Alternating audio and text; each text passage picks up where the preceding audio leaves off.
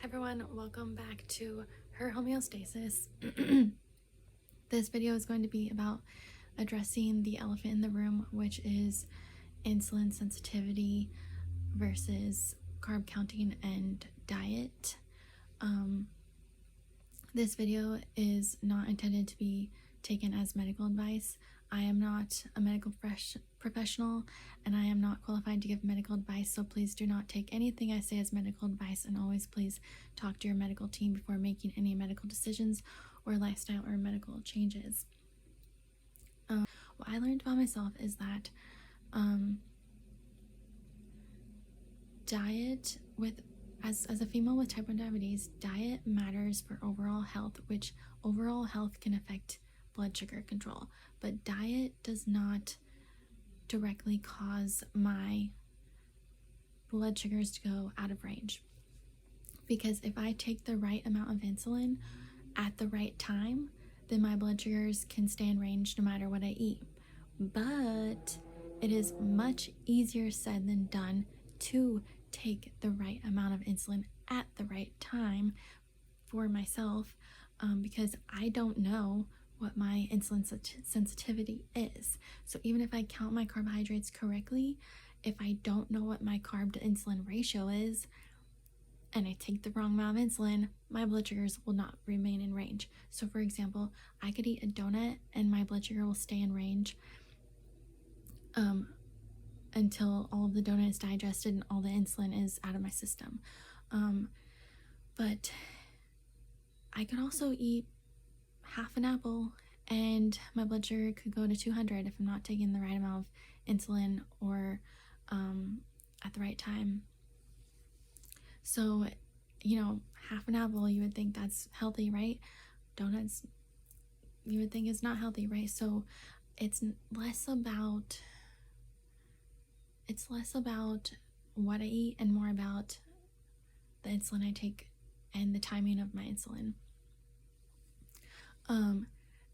But the whole problem is that even if I count my carbs correctly, I don't know how much to take because my insulin sensitivity is always changing because of the menstrual cycle, but not just the menstrual cycle, also stress, sleep,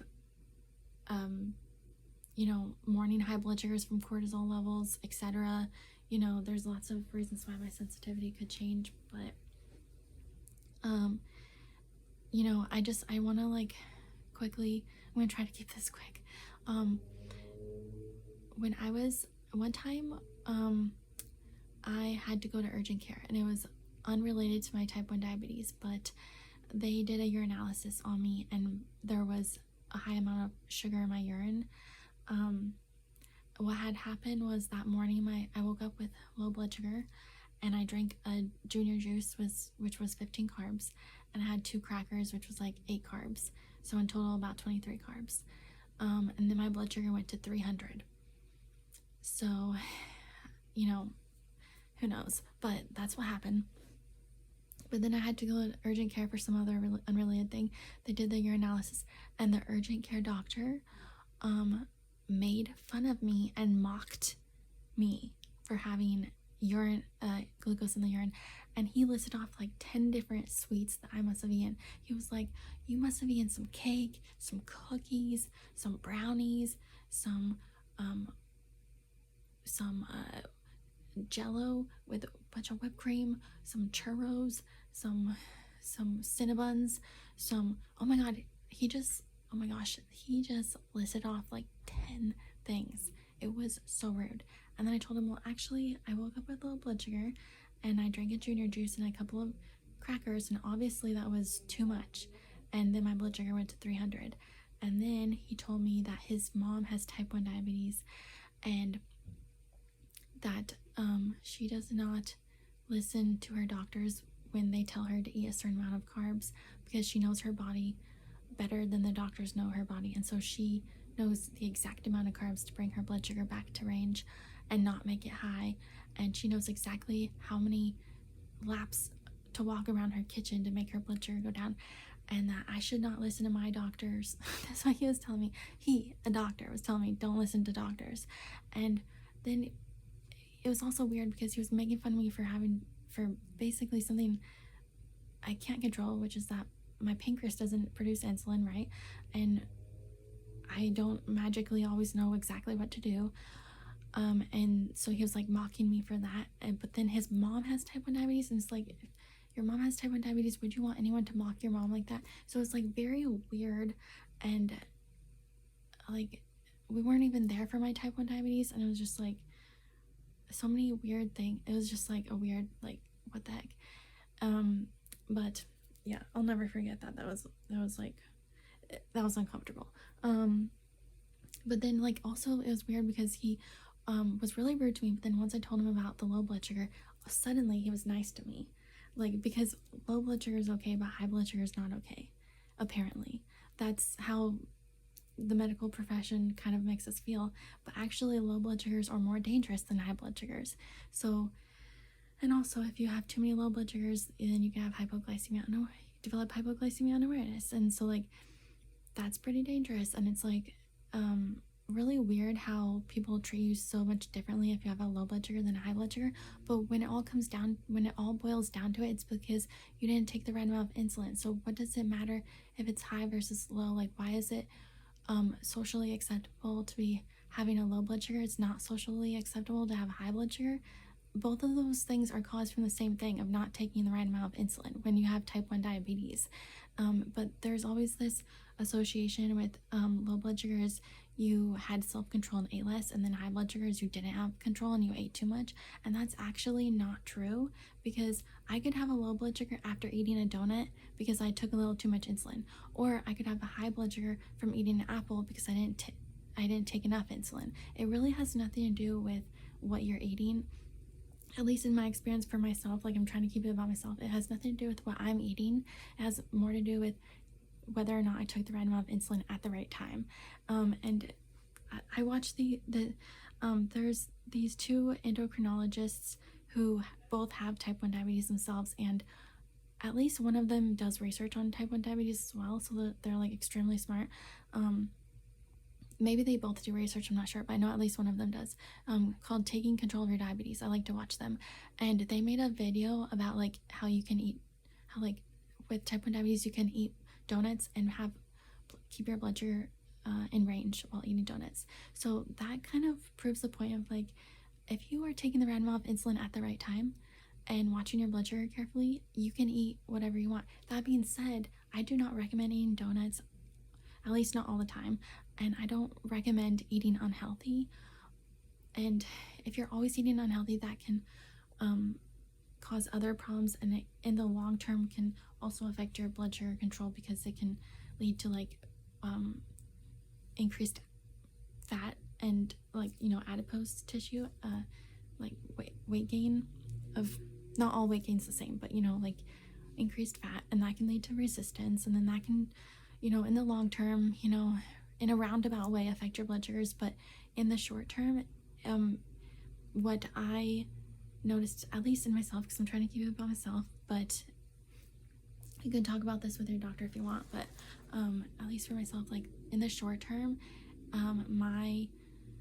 the food I eat is not what really is impacting my blood sugars. It's not taking the right amount of insulin, and I want to emphasize how much that is easier said than done. At least in my experience, it's a lot easier said than done to know how much insulin to take, and that is exactly why I eat low carb. It's not because people with type 1 diabetes need to eat low carb necessarily, but in my case, especially because I'm a woman and I don't know,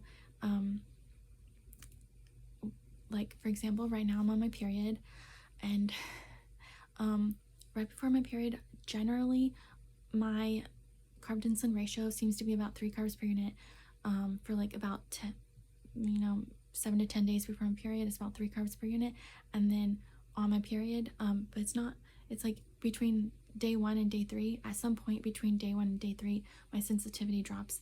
I don't know if it's gonna be day 1, day 2, or day 3, but at some point it drops, and then it can go up to 15 carbs per unit, sometimes only 10 carbs per unit. It just like depends. I have to watch it and figure it out, trial and error. But yeah, it's really confusing. Having the menstrual cycle for me is very confusing.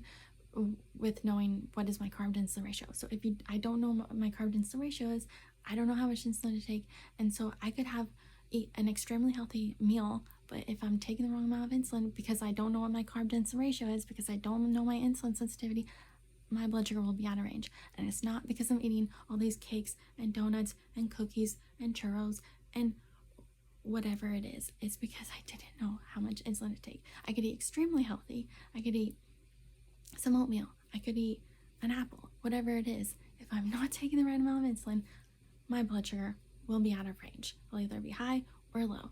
And so a lot of that has to do with my menstrual cycle, but also there's lots of other things that can affect insulin sensitivity as well. But I think the biggest thing that affects my insulin sensitivity the most is my menstrual cycle. And every woman's different. I'm just talking about myself. But yeah, and so it's Thanksgiving today. Happy Thanksgiving. If you celebrate Thanksgiving, or just, happy day. Happy day. And so but yeah, last night we had like a pre-Thanksgiving dinner, and I gave myself the wrong amount of insulin because I was worried that my sensitivity was increasing because I just started my period yesterday. And the reason I like to eat low carb is exactly because of this. I don't know exactly when my sensitivity is changing, how much is changing, but since it's kind of like, a special event, special time kind of thing. Last night I estimated I ate about 70 carbs, but I only initially gave myself 8 units, and then I realized like about an hour later, oh, that wasn't enough, and so then I ended up bolusing another couple units, and then another couple units, and then another unit, and then eventually my blood sugar settled down to like 115 by the time I woke up, but I had gone up to 300, and it was a sticky high that's why I was like stacking. I do not recommend stacking insulin, but in this case I knew it was okay to stack the insulin because I knew that I had not initially given myself enough insulin because I was worried about going low because of my period had started. So anyways, but yeah, sensitivity really is a huge insulin sensitivity is like a huge factor that doctors don't talk about enough, because a lot of the times when I review my blood sugars with my doctors, they talk about oh, do you know how to count your carbs? And then they quiz me on the carb counting. I haven't had type 1 diabetes for 30 years. I mean, I've had type 1 diabetes for 30 years. I can count my carbs. But they talk a lot about carb counting. They talk about what are you eating kind of thing. I also had another doctor one time, because I had gained only 2 pounds and my blood sugars were high, that it had to have been because of what I was eating. He was blaming what I was eating. But then later, I emphasized to him, hey, my TSH is low. It's below the normal range. That means I'm taking too much thyroid medication. And I didn't tell him exactly what I knew about that, because I know that hyperthyroidism can cause high blood sugars because it increases your metabolism, so then it breaks down proteins, including insulin, faster, and so then your insulin doesn't stay in your system as long, and then you can have high blood sugar. I didn't tell him all that because I figured he already knows, but I was hey, my thyroid levels, and so and also I had gained a couple of pounds because I actually I was also stressed, and that was what the high blood sugars were from. But then I quit my job, so the stress went away, and then my blood sugar started to go low. So then I had to eat all this extra calories because my blood sugars were going low, and I was still trying to adjust my insulin to account for the differences in my stress levels and whatever. So, but he was blaming, high blood sugars on that. Look, high blood sugars are when you're not taking the right amount of insulin.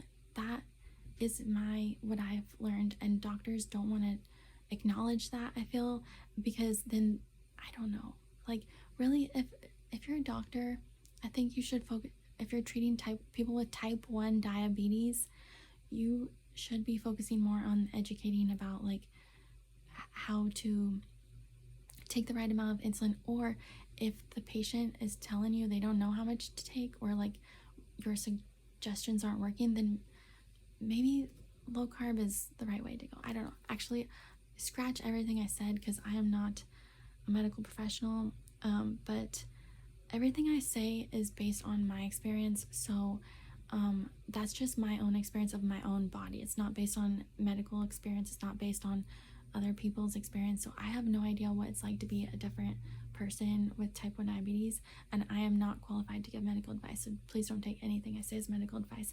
But I just think doctors should like really acknowledge the fact that like the right amount of insulin is the most important thing, and sometimes people like me don't know how much insulin to take. And a lot of the times when doctors tell me how much insulin to take, it doesn't work because my insulin sensitivity changes. It might work for like a week, and then the next week my sensitivity changes because my hormone levels are changing. So even if the doctors think that they have helped me, they only helped me for like a week, because in the next week my hormones have changed and I need to change my carbs to insulin ratio. So that's why I like to eat low carb. It's because I don't know how much insulin to take. But if I was the type of person where I knew what my carb to insulin ratio was, and if I understood my insulin sensitivity better, and I knew what my carb to insulin ratio, an accurate carb to insulin ratio was for me at all times, then I could probably eat more carbs. But since I don't, I like to eat low carb. But then there's just events like, Thanksgiving, where, I'm gonna live my life and I'm gonna eat the carbs, but I have to be ready for the consequences. It's like what my mestre my capoeira mestre said: there are no rules, there are only consequences. So I know when I eat these high carbs, there's gonna be some consequences for that, but I'm ready for it, and I'm watching my blood sugars very, very closely. And when I was a kid, I used to understand my carb to insulin ratios better because I didn't have the menstrual cycle impacting my sensitivity so much as I do now. And now that I have the menstrual cycle, and even when I was young in my 20s, the menstrual cycle affected my sensitivity, but not nearly as much as it is now that I'm in my mid-30s. I am about to turn 35, and it seems like my insulin sensitivity seems a lot more variable than it used to be even in my 20s. So things have changed for me, and I'm just gonna admit I don't know how much insulin to take. I don't, and that's why I eat low carb. But people with type 1 diabetes don't necessarily need to eat low carb, because if they are the type of person that understands and knows exactly what their carb to insulin ratio is most times, and as long as they know how to count their carbs, then most of the time they're probably going to get it right. And I a lot of the times don't get it right because I simply don't know. So peace out.